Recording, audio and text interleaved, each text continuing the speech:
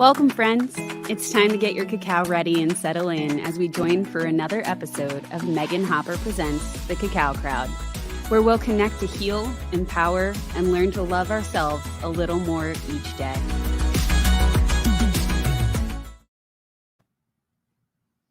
Today, we have a real-life Dr. Doolittle with us, who I have personally experienced talking to my pets as well as his own, and taking classes with him on talking to his pets. So please welcome to this episode, Animal Michael Lane. Thank you. I'm happy to be here. Honored. Yes. Really love your work too. So Thank you. And thank you for taking the drive. I know it's a little bit of a hike, but I'm used to it. Yeah. Actually, we were just talking that I met you at an event in Santa Ana. So Yeah. So lots of OC ties. Yeah. I do. I love that event. So Yeah. Well, OC's got a lot of magic going on. There seems to be a lot of opportunity for spiritual healing, metaphysical events. So yeah, it seems that way for sure. It's nice to see that community blossoming a little bit more consistently, especially nowadays when community is so important. So yes. Yeah. Absolutely. Awesome. So glad you could join and we can reconnect after, all the events kind of went down a little bit. And we'll be able to share what you do and how you do it and how other people can engage today. So it's super exciting. Yeah. Fun thing though, you haven't had cacao, right? Not like this for sure. So yeah, I'm very excited and a little nervous. So you've watched other episodes. Cacao is not psychoactive, right? Which is great. And she's a very gentle plant medicine, very up to you. So if nothing else, this could just be a really good cup of salted hot chocolate. Right. Or you could go into your heart chakra a little and more profound. Yeah. Be a little happier for the next few days. Yeah. Who doesn't want that? Right. Yeah. So today in our cacao that you will be drinking, we have maple syrup, sea salt, and cinnamon. And of course our filtered water and pieced cacao. So the maple syrup, most people don't know this, so we could use this as a fun fact, but I have another one. The maple syrup is actually full of a lot of vitamins and minerals and antioxidants. Most people think it's just sugar from a tree. No, I mean, I was actually sort of aware of that, but yeah. Nice. You reminded me, like, it's not, yeah. Yeah. I mean, still don't go chug a bottle because there is a lot of sugar, but right. It's good for getting a benefit. And then sea salt is integral for hydration. And if you don't have enough salt in your body, then you don't absorb the water. Your body can't use the water. So salt is super important and helps with your pH balance, which is vital to like all of your organs. Right. Healthier skin, better digestion, all the fun things. Cinnamon is kind of a powerhouse herb. Which most people don't realize. They're just like, oh, this smells like cookies. But it's an antiviral, antibacterial, antifungal. Wow. It's a trifecta. So I didn't know that. That is cool. There you go. So that is all in here. And if you want, we can pick it up, give it a little swirl just to get all the ingredients going. And what I like to do first is call in a blessing. I close my eyes. You can keep them open if you'd like, up to you. I'm taking a big inhale through our noses and exhaling through the mouth, letting go of everything you've been through today.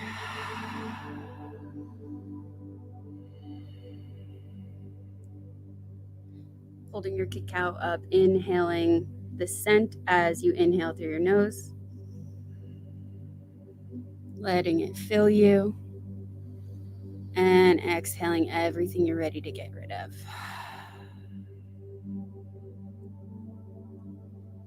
I'm giving a big thank you to all of our guides, guardians, plant, animal, and nature spirits, ancestors and relatives, and and all of our friends and family, seen and unseen, for co-creating with us, filling us with the vibrations for today and the next few days.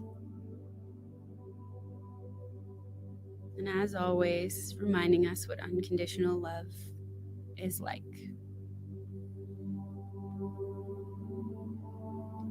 Feeling into your heart space, feeling that gratitude,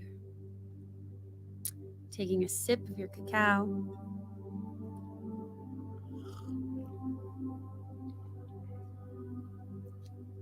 And as always, feeling the energy as it goes past your throat chakra and down through your heart, through your solar plexus, your sacral or abdominal area, down to where you meet the earth, connecting you to Mother Earth.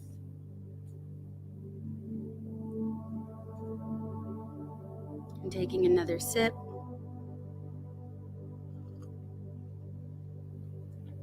And feeling it this time traveling upwards, past your third eye or brow center, and out your crown or the top of your head, connecting you to the sky, reminding you that you are always in perfect alignment with this planet, with this universe. You're always exactly where you're supposed to be, where you need to be, and capable of shining amazing light and love wherever you go.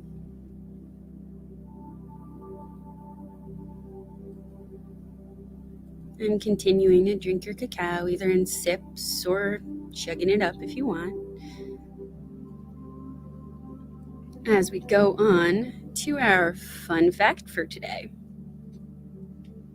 So our fun fact kind of ties into animals.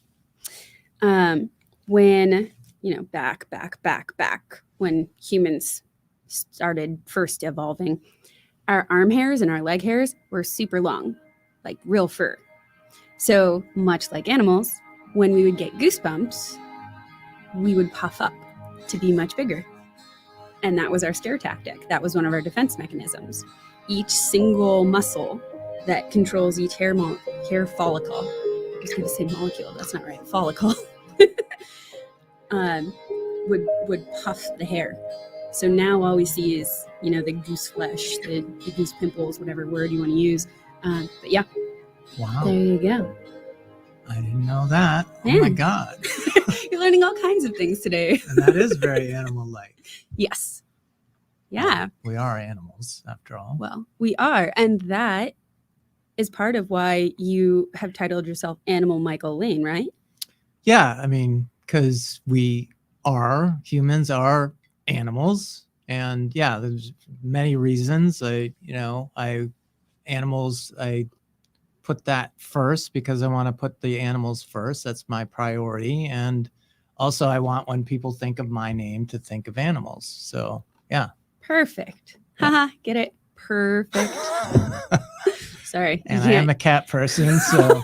Yes, you have so many cats and they're so cute. Yeah. And I got to speak to them personally when I took your animal communication class. Yeah. So why don't you kind of walk us a little bit through that in terms of what is animal communication? How does it work? So animal communication is basically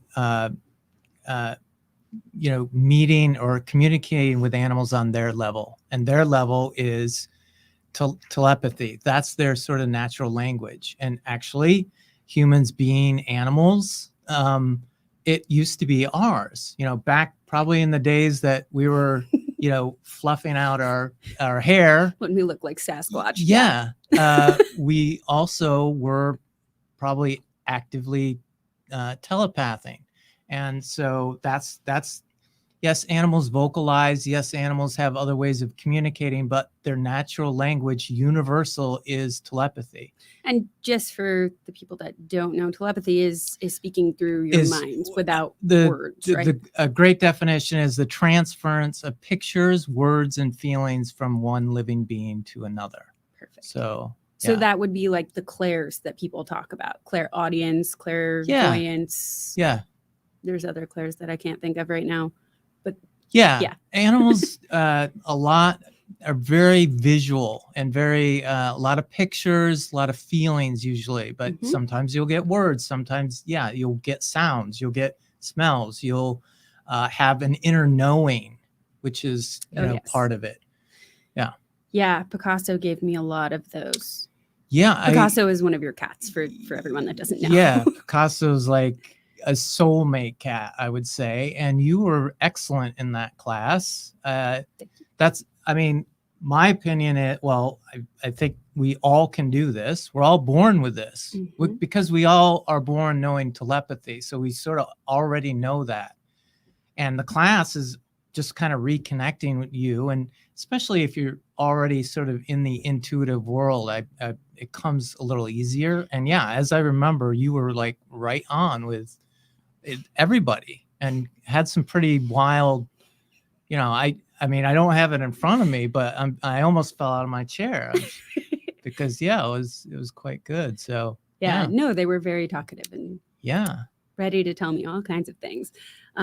But what you did was really to create that safe space, create that kind of procedure almost in getting our minds to slow down, to meditate almost. Oh, yeah. So that we could receive other things that are not necessarily in our conditioned perspective. Right. Yeah. Meditation's the key. Meditation is the way that you go in to use that telepathy. If you're in your brain and sort of, not in that meditative state, like it's really hard to get messages that way from animals or anything, right? Or just yourself. Exactly. I mean, meditation has so many, reasons to do it. Not only, I mean, for me, obviously a big one is animal communication, but, to receive wisdom, Yeah, there's countless reasons. There's going to be countless episodes that'll tell them. Yeah. Okay, so what drew you to doing animal communication? Like, that's not usually something that falls out of the sky that you're like, that's a thing I want to do. Right. Yeah, I mean, and I had a long career in other things, like in Hollywood, basically doing editing work. But, I've always loved animals and stuff, but interestingly, my childhood wasn't necessarily like as a great caretaker. I actually sort of went the other way in terms of like, I felt connection more and more as I got older. And, I just had a series of animals, whether they were in my family or I met them, and for me, some of those experiences were literally spiritual awakenings. My first cat was a black cat. I'd never had a cat when I was growing up. Aww. Dogs, birds, hamsters, gerbils, everything else but cats. My father didn't like them. So, but I got my first cat in 25, and my 20s were kind of a mess for different reasons, but that cat was a constant, and that cat was like the most stable relationship I had, and the unconditional love and sort of the bond I formed with that cat just really woke me up to what animals, how our connection with them can be just as deep and as profound with humans. And then it was just other animals. One was a trip to Thailand where, sort of helping to rehabilitate elephants who were abused and exploited. Yeah, and that was the picture that we used for the poster. Yeah, that's like my best picture. Like literally, I like if we had posed, and that was not a pose. That was someone who acted quickly with the elephant walking right up behind me. Oh, perfect. So but that experience with the elephants, and I was not communicating with elephants at that point, but they were talking to you. Just as I grew older and had more of these experiences, I just was more drawn, like, okay, I by the time the elephants, it was like, before that trip, I was like, I want to do something with animals. I don't know what it is. I thought it might be a pet store or something like that. Okay. But then the elephants, I don't know. It was just like, it needed to be something deeper. And That was your aha moment. yeah, really. After a series of them, not only that cat, then another cat, then just like different experiences with animals. Yeah. Well, I mean, it kind of makes sense that it would be a cat because cats are known to transmute energy, whereas dogs are just pure love that's just there and giving it. But they do it too. Oh, yeah. Yeah. But yeah, you're right. There's something that seems to be. They do a little more work. Yeah, there's something that, I mean, that's the stereotype. I mean, as an animal communicator, I can tell you that dogs can go as deep as cats. So, but yeah. I've met some dogs that are like, hold on. Yeah. Yeah. They'll do as much as a 3-hour sound bath. Right. Mm-hmm. Horses too. Can't leave out horses. Oh my God. See, I haven't worked with horses yet, so I haven't experienced that. They're amazing. So why don't you give us a story of a time that you worked with a horse that was just really profound? Cool. I mean, mostly I do cats and dogs. So one of the, but I have done horses, and one of the best ones was, and again, like I can connect with animals that have passed. So this woman wanted me to connect with a horse that had died, and this woman has a healing practice around horses as healers. And so when I sort of, connected with this horse, it was like this horse had it was almost like he was still, or she was still alive. Like the energy was so strong, and it was like so connected with this woman. Like their friendship and love was like still going, even though this horse was passed. Yep. And the horse actually had some advice about how to run her business, like in the, and I realized, and so when I came out of that and I was telling this woman all the things that the horse told me, I was like, yeah, that horse is basically my co-CEO, and it always was. Mm-hmm. And so, and that horse was sort of the horse that got her really deep into her work. So it was, it was pretty amazing. Yeah. We've all had one of those. Yeah. You actually did a reading for me with mine. That was MJ.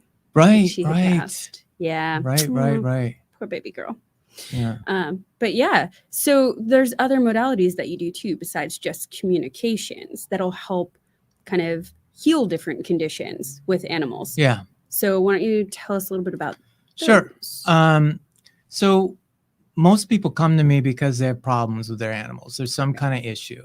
And so the first step is always animal communication, because that way, to me, like, that's the best way to solve a problem. You get it from the animal's point of view. This is why they're doing what they're doing, whatever it is. If you go in to get your car checked, you need to tell them what's happening before they're going to go look at your car. Right. Yeah. And people have this, they take them to the vet, and like the animal can't talk, right? Well, the animal can talk, but you have to in their language. Mm-hmm. So that's the first step. And once we, get what the problem is from their perspective, then we can figure out what to do. And scalar wave energy healing and EFT tapping are two of my big modalities that I use. And scalar wave is usually for the physical stuff, for physical maladies. And EFT tapping is often for the behavioral emotional stuff. And, between those two modalities, and, brief description, scalar wave energy is a 0-point wave. It's got a real interesting history. You have to sort of, because I researched it after I learned it. Okay. And Nikola Tesla is the one who discovered that there was this thing called scalar wave energy. And then but it's along the same lines as like a Reiki kind of. I don't see, I've never done that much Reiki or have experience. I would say the outcome's the same. So it's a very different sort of history, and probably a little bit on what you do to do it. Mm-hmm. But, the outcome's the same. I mean, for scalar, you're basically bringing the body back into balance. And I would imagine Reiki is a lot of the same. Yeah. Generally, energy healing is focusing on bringing the body back into balance in some way. Yeah. Qigong is like that too. Right. Which we'll be going over next week. Nice. But yeah, Awesome. And EFT tapping is from Chinese medicine, and that's where you tap on the different body parts. yeah, Right. yeah, different sort of acupressure points in the body that correspond to areas where we sort of stuff our emotions, often organs, right? The kidneys is where we stuff our fears. And right, because what I learned with EFT tapping was tapping spaces for different emotions. yeah. So I learned it as the emotional center, but that's something humans can do too. Yes. Yes. A matter of fact, like if you Google that, you'll see examples of EFT tapping on humans all over. Oh, yeah. It's sort of like it's starting to get a little bit more known, but people don't know that it can also work on animals. Right. Well, people don't realize that animals also have chakras. Right. And that animals' emotions are as deep and as complex as humans. Right. They're not just like our fun little pet that we can throw in a bag. Right. They are a being. Right. Yeah. A complex being. Oh, yeah. Especially my cat. Yeah. You've met Matt. Yes. This way. Yeah. He's complex. He's very complex. He's adorable, but he's complex. Yeah. Yeah. Okay. And then you also help find lost pets using communications, right? Yeah. I have a lost animal service. Kind of do a bunch of different things with that. I mean, some animal communicators just do one session. I don't think that's a good idea because honestly, most people when they lose an animal, they're pretty devastated and panicked. And so like, I feel like you got to be there for them for a little while, like through multiple sessions. Yeah. But yeah, communication, remote viewing I use to kind of try and find out where they are. And that's having them communicate where they are in pictures? Well, remote viewing is sort of like basically kind of psychically getting a picture of where they are. And that is kind of a separate thing from animal communication. Animal communication, I can ask them like, okay, what do you see? Where are you? Like, what do you feel? Like and then, after that remote viewing is like, okay, I want to see the picture, like a wide angle. I want to see where this animal is. And, sometimes it's very clear and easy and sometimes it's not. But then I throw in all the other modalities because say the animal's injured or scared, then scalar wave's going to help calm them down and help, sort of get, if they're injured, I use scalar wave. EFT tapping is great for the panicked person, especially, and the panicked animal. Yeah. Well, and our animals definitely feed off of our emotions too. So sometimes helping the person is all the animal needs. Oh my God. It's sort of the secret. It's like, I'm sorry, I've let out your secret. Yeah. It's often like what I'm doing is really helping the human often more than the animal. I mean, it's sort of both. Right. And by the way, both of these, scalar wave and EFT tapping, can be done remotely. Like I don't have to physically touch the animal. Energy can go anywhere, right? Correct. Yeah. Energy is not bound by time, distance, anything. So yeah, there's definitely modalities that even, I'll work with Reiki and tapping at a distance with human clients. Right. That's what I do too. Yep. Yeah. So, that whole standard complex being. Okay. That's so much information, but it's so great. So if someone wanted to work with you, where could they find you? My website's animalmichaellane.com. And then I go by that handle everywhere else. So I'm on Facebook. I'm Facebook, Instagram. Animal Michael Lane. On Instagram, I'm Animal Michael Lane. So keeping it consistent. I like it. Good for marketing. Yeah. Cool. And then you may possibly, fingers crossed, be joining me at the Learning Light Foundation in Anaheim for their healing fair on the second Saturday of every month. Yeah? Yeah, I'm definitely, I don't know that much about it, but based on what you said, it seems very like interesting. Yeah, so it's been a while since I've been with out. people. Yeah. Yeah. As we all it's a great fair. There's a lot of amazing vendors, a lot of amazing healers that go to that one. So if there's anything that you guys are looking for particularly, or make a few phone calls. Let's get Michael in there. Come see me there. Oh, I've got a whole bunch of friends that are going to be joining me on future episodes who will be there as well. So it's a great place to check out. Thank you so much, Michael, for joining us. Sure. I feel like this was very enlightening. Everything was described in immaculate detail. How did you like your cacao? Oh, it's great. It's very tasty. I love the meditation. I thought that was brilliant. Awesome. So yeah. Awesome. Well, thank you so much for joining us. Again, if you want to go check out his website, animalmichaellane.com, and you can always check out mine, meganhopper.com. And it has links for all of the events coming up, potentially even the fair that we're going to be doing at Learning Light. So thank you guys so much. So much love.